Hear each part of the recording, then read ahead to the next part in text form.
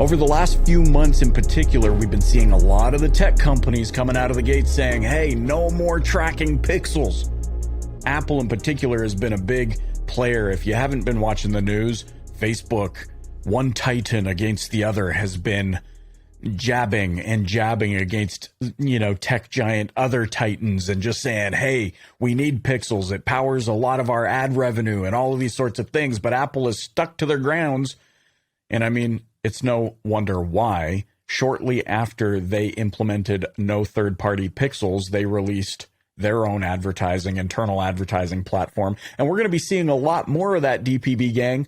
Google is really pushing the throttle forward now on removing third-party tracking from its systems, which means we are now in an environment where first-party data is going to rule the game. Joining me today is the Chief Marketing Officer at Full Throttle, Bill Parlaman. He has a ton of experience both inside and out of the auto industry.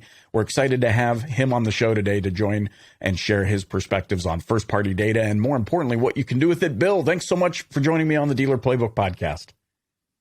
Hey, Michael, it's my pleasure. Thank you for having me. And yeah, you're 100% right. It's been crazy, especially everything with iOS and Facebook, and it's just been crazy. That's why it's more important now than ever to own your own data. Is this an Achilles heel of these third-party platforms? And what I mean by that is, for years, I've watched people go fully dependent on platforms like Facebook. And then all of a sudden, a big weakness is revealed, and we have to kind of change things up. Does that just put more emphasis on the fact that you need to kind of plant a flag on your own real estate? 1,000,000%. I couldn't have said it any better. I think it doesn't just go for your data. It goes for everything that you do. If you become single source dependent on anything, or if you build your digital properties in other places, other than things that you own, you are always, in a compromising situation that how many times have we seen Facebook take groups down, right? How many times have we seen YouTube take channels down because they don't like what you're saying or how you're saying it, whatever. So anyone that is building a business on the backs of other platforms and not owning their own data, their own digital platforms, is playing in a very risky space. And again, I should say that the third-party tracking situation has been around for a while.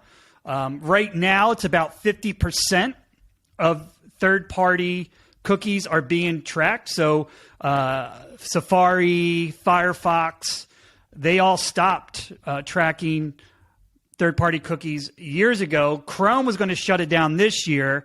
They're going to do it by the end of 2022, 2023, but it's definitely right around the corner. And I should also say that it came to be because a lot of people don't realize that the third-party cookie is tracking you without you knowing it. So on your iPhone, that flashlight app that is super helpful, you install it, you use it, no one knows that that's tracking what you're doing. Now, I think and that's why it's more about that permission-based first-party data, which it gives the user, yes, you can track me.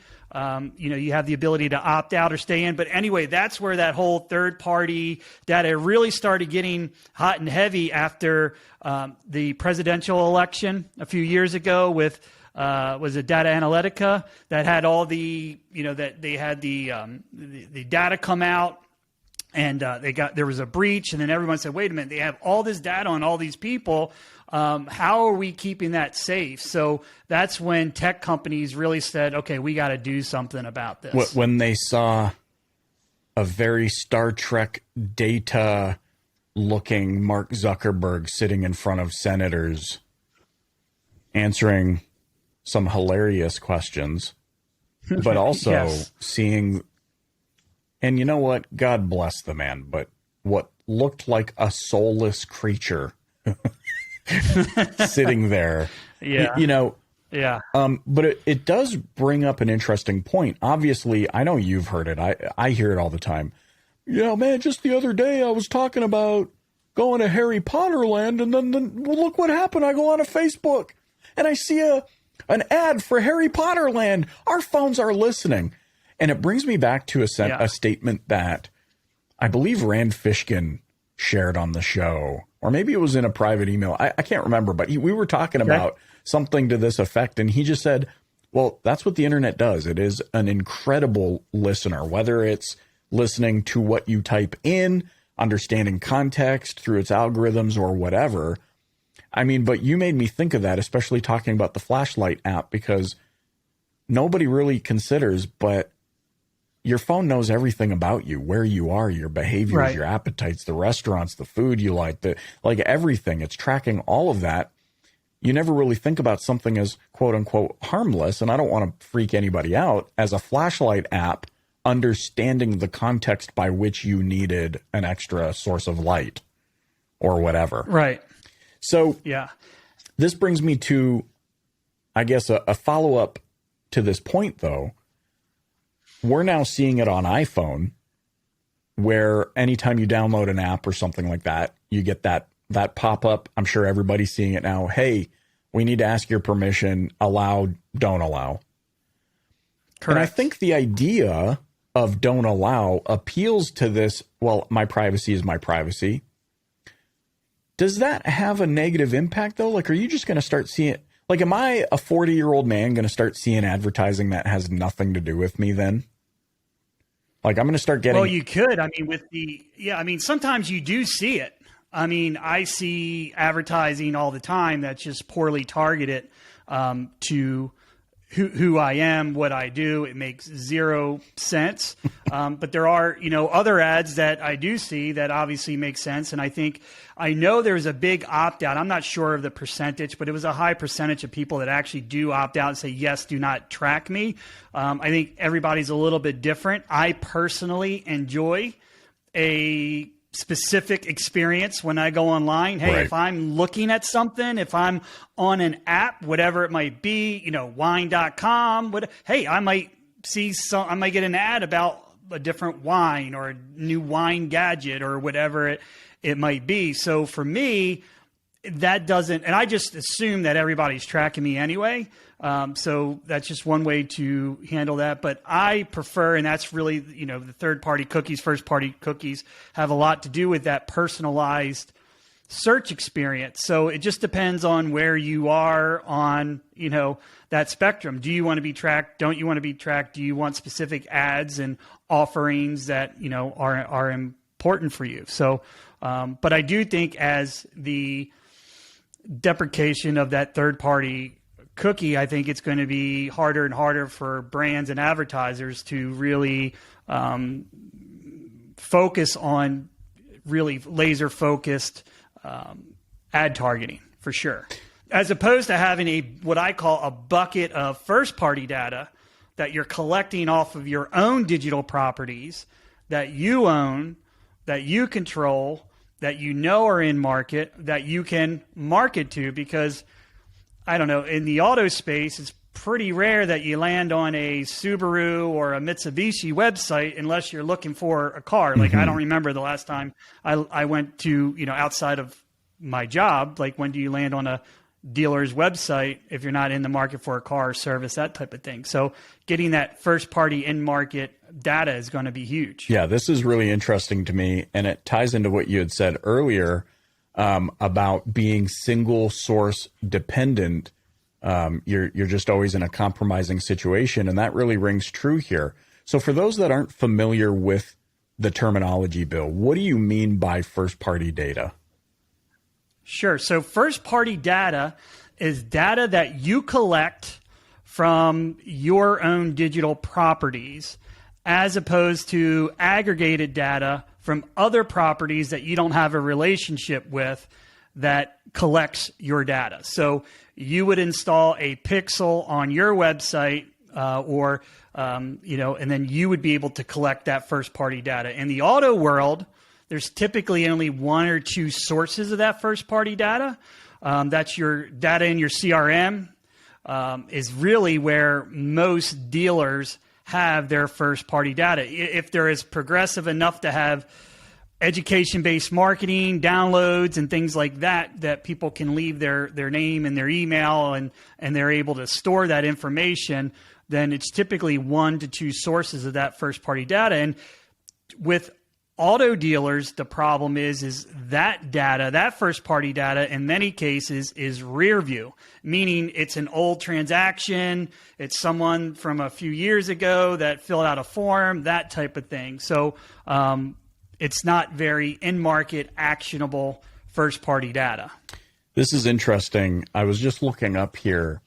I remember years ago, I want to say and I'm just looking it up online because, hey, why not? Google.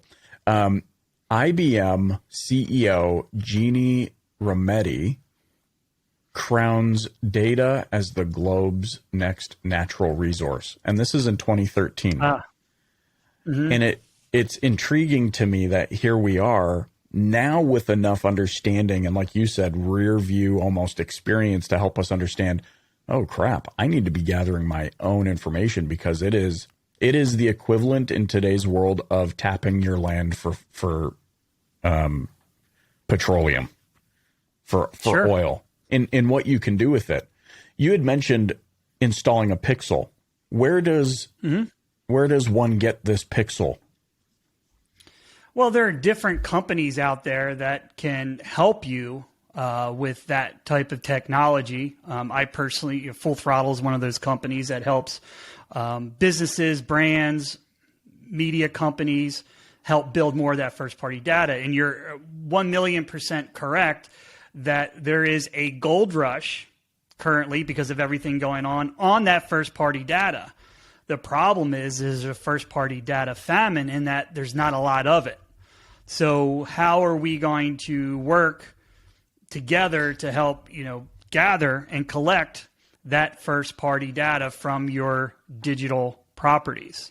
So that is, 1,000,000%. When you said I forget what you said. It was not a gold rush. I like to use the term, it's the next gold rush, right? So, right. But the problem is there's not a lot of it out there. So you really need, and we always known, outside of the automotive business, anyone in business always says the money's in the list.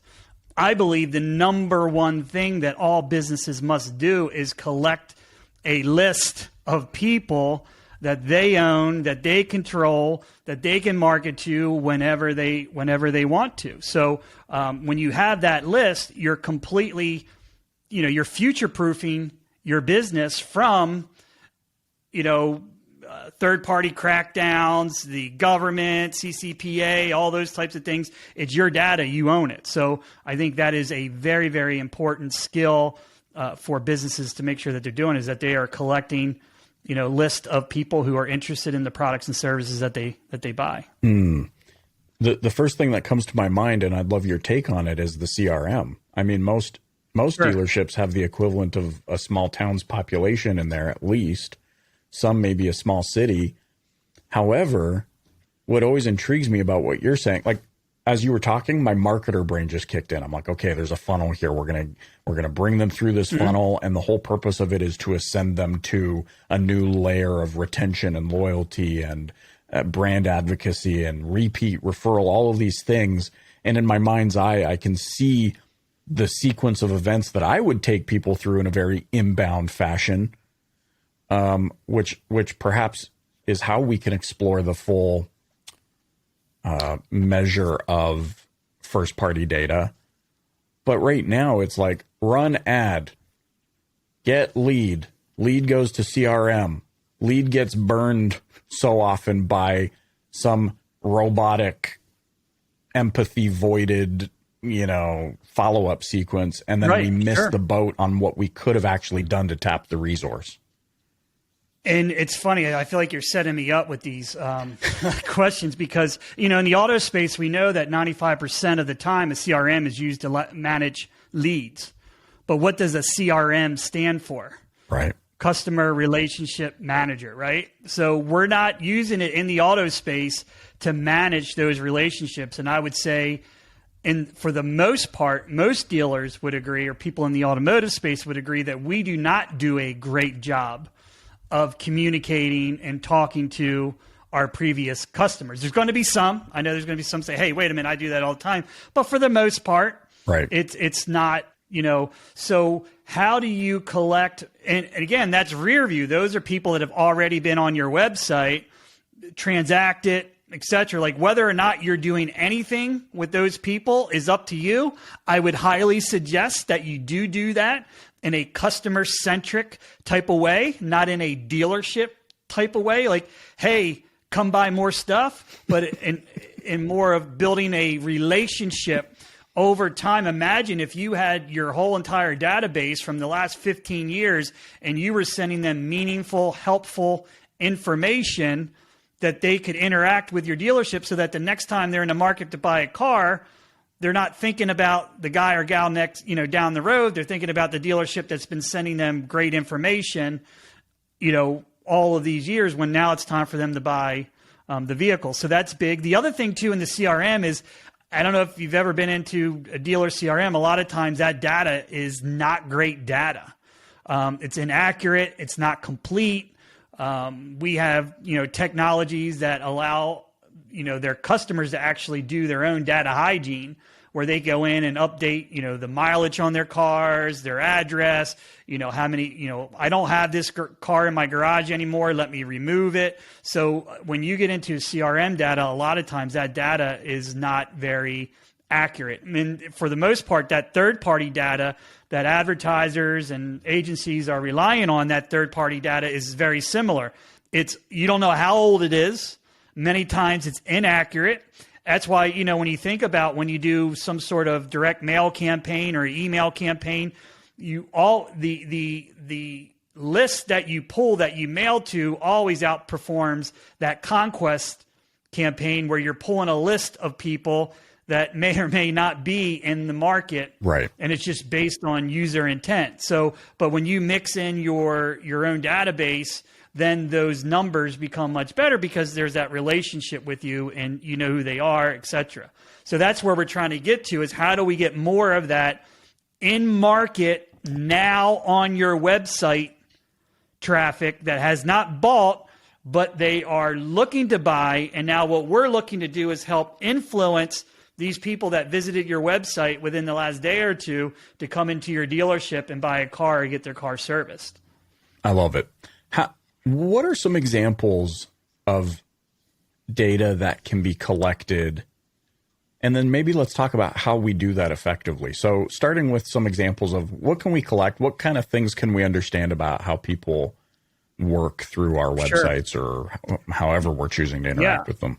There's a lot that you can collect from that first party data. You can collect name, first name, last name of the household. You can collect address. In some cases, you can append emails. You can, again, get the address. We can learn what influenced a shopper to the website. Was it a paid search ad? Was it a social ad? Was it an email? Was it SEO? Was it all of those things that influence? Because we know, I hope we know by now, that in the auto space, there is no silver bullet, right? And I think in a lot of cases, dealers are looking for that silver bullet or that magic wand. What's the one thing that's going to help me sell more cars? When really we should be looking at what is the magic mix of things, because it's a lot of different things that touch a customer along the way before they make, a purchase. And the example is you go to the bar and you have 3 glasses of wine, you have 4 beers, you have a couple shots of tequila or whatever it is, and you have some whiskeys. You wake up the next morning and you feel like hell. And you're like, which one of those drinks gave me the hangover? Right. No way of knowing. The fact of the matter is it was all of those things. Or if you're working with your boss and you have a project, I start the project, Michael, you get it all buttoned up, ready to go. And then you give it to another coworker who gives it to our boss. And then that person gets the credit. That's basically right, last click attribution. Mm-hmm. So how do you take that first party data? You're able to see a buyer's journey. How did they get influence to the website? What did they do when they were on the website? Like us understanding that more than 85% of people who visit a dealer's website look at more than 3 cars, different cars, is very important information that dealers should know. Like, so is that VIN-based retargeting? Is that something that we should be pushing when we know someone, yeah, they might originally come to the site with an idea, but then they're looking at all kinds of different things. So I always say, like, I don't care what car they buy from us, just so long they buy from us. Right. So those are some things that you can get from that first party data. Understanding how long the buying cycle is. I think right now dealers have a pretty good understanding of from the time someone submits a lead to the time that someone makes the purchase, what that buyer's journey looks like. But do they know how long a shopper has been on their site looking month after month after month after month without filling out a form, without, calling the dealership, and then they get the lead and then they close it down?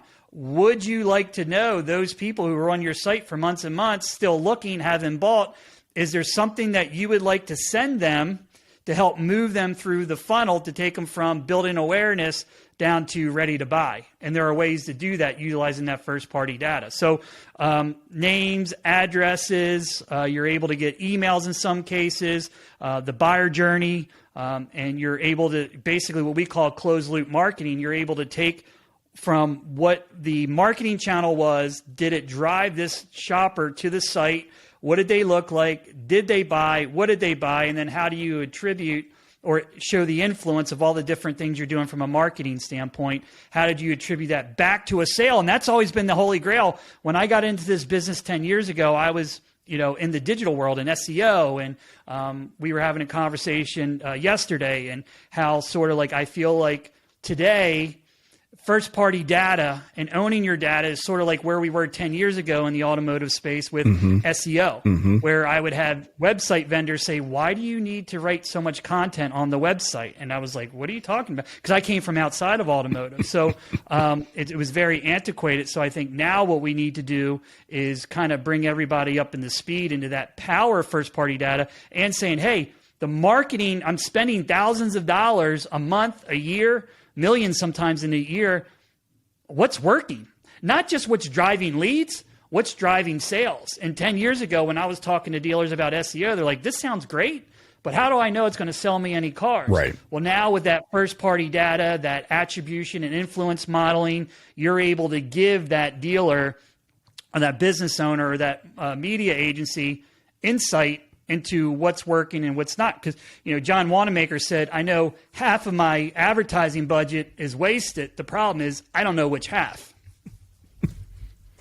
It's it cracks me up because not only is it so true, but it also is an indication of how long things actually take for us to get the clarity in order to know what to do with it.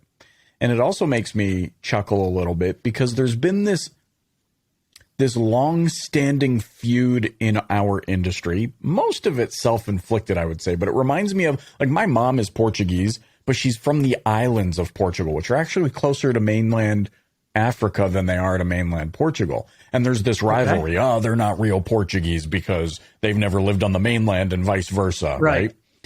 There's been a long-standing feud in automotive between marketing, let's say vendor, even though I don't subscribe to the whole vendor thing. I'm a partner or we're not doing business together. Sure. And dealer, right? You hear this all the time. There's dealers. Maybe you listening, maybe you feel this way. And I still love you. Okay. But maybe you're thinking, look at all these people. They never sold a car before. They did it. Right? There's always that thing. Why should I trust anybody who's never worked a deal or never penciled a blah, blah, blah? On the flip side, you have vendors who meet that demand with a similar roadblock. Well, but you don't get all the nuance of what you just said, though, brings to mind not only this rivalry, but the reason why the partnerships should exist, in my opinion, which is, in order for you to do what you do well on your side, you need somebody who can effectively look at what to do with all the data. And that is a very particular set of skills, like Liam, it's a skill set, and it requires focus and attention. It's one thing to see the data and understand it. It's another thing to then come up with creative ideas to leverage and utilize it. And that's why that partnership must exist. We do this so you can do that, so that you can do more of that.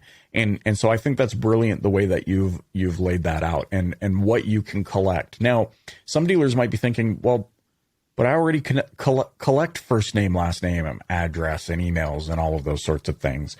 Let's maybe just spend a few minutes here as we wind down talking about maybe some of the things you're seeing that work really well. I know you had mentioned VIN-based retargeting. Are there other things you're seeing that are a creative use of all of this first-party data? And maybe what could dealer do today to start thinking in the right direction, or maybe implement something today that would move them in the right direction? Sure. Great question. And I'll just go back a little bit to your last point, in that the data helps tell the story. I think agencies do a great job of talking about data, but data without action is absolutely useless. So how are you going to use that data that you're collecting, and then what are you going to do with it? And in most cases, that data that you're reviewing with your agency or your vendor is rear view data. You're sitting in March talking about what happened in February. Right. Wouldn't you rather be sitting here in March talking about what's going on right now and how are we going to move forward? So those are some things that you need to take into consideration. I think using your first party data, you have the ability to do a couple different things. Our first party data, we are able to activate marketing against first party households. Now that's important. So it's not email based. It's really down to the household, because when you think about auto specifically, it all starts at the address. People have different emails, things of those change. But for the most part, when you think about the car business, it starts and ends with the address. So collecting that data, being able to then activate that data with marketing instantly within 24 or 48 hours, delivering someone that hit your site a responsive email, a direct mail postcard, and digital display, video, OTT instantly, because we know most car shoppers are cross-shopping. Mm-hmm. So let's talk to this shopper who hit my site before they go to the 3 other dealership sites and start looking around and get distracted. We want to hit them right away. Hey, all of a sudden I get the email with a why buy. I get the direct mail postcard with the why buy. The entire household is geo-addressed with the digital marketing and the video. So the wife, the husband, the adult children, everyone are seeing these ads. Hey, I like the blue one. I like the white one, that type of thing. That's one way. You can also do look back marketing. In other words, you can grab a bucket of people who have been on your site that have not purchased. You can then activate them against their household data, okay? As opposed to that Google and Facebook, which is just a bunch of numbers and scripts. Right. You don't know their first name, last name, where they live, what they've done. Google and Facebook owns that. But because you own that, you can determine how you want to market that. So, we're coming into tax season. Sometimes dealers, they work with Challenge Credit. One of the best times to work with Challenge Credit, folks, is during tax time when they have a tax return, because they have the down money. Wouldn't you like to, if you're running that type of program, wouldn't you like to pull everyone that looked the last 6 months and send them a campaign? Hey, now's the tax time. We'll double your tax, whatever it might be. You can take that first party audience, you can upload it into Google and Facebook, and you can create lookalike audiences with that type of data. There is so many different things that you can do when you own that data. Slice it and dice it. But again, it future-proofs you. For example, during the pandemic, and I think we're all tired of COVID. There's a lot of fatigue, but having that first-party data with some of the clients that we worked with, when the dealership shut down, our pixels were firing because people were still shopping for cars, but they're shut down. Right. Okay, so now we're capturing the data. 2 months later, we open.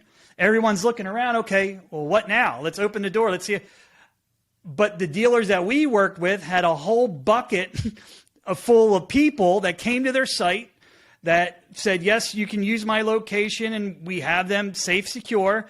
And then we were able to activate a marketing campaign to those people who shopped on our clients' websites when we were shut down, and send them the offer with all the great incentives that manufacturers were offering during that time. So that's how you future-proof. Otherwise, you're kind of dead in the water. So there are so many different things that you can do when you own your data, and then you have the ability to activate that data. Not to mention just the story it tells, what is the buyer's journey, what marketing and advertising are working, what's driving sales, what's not. Let's do more of this, less of that. So there's a ton of things that you can get from that data that is just, should really live in the center of what you're doing.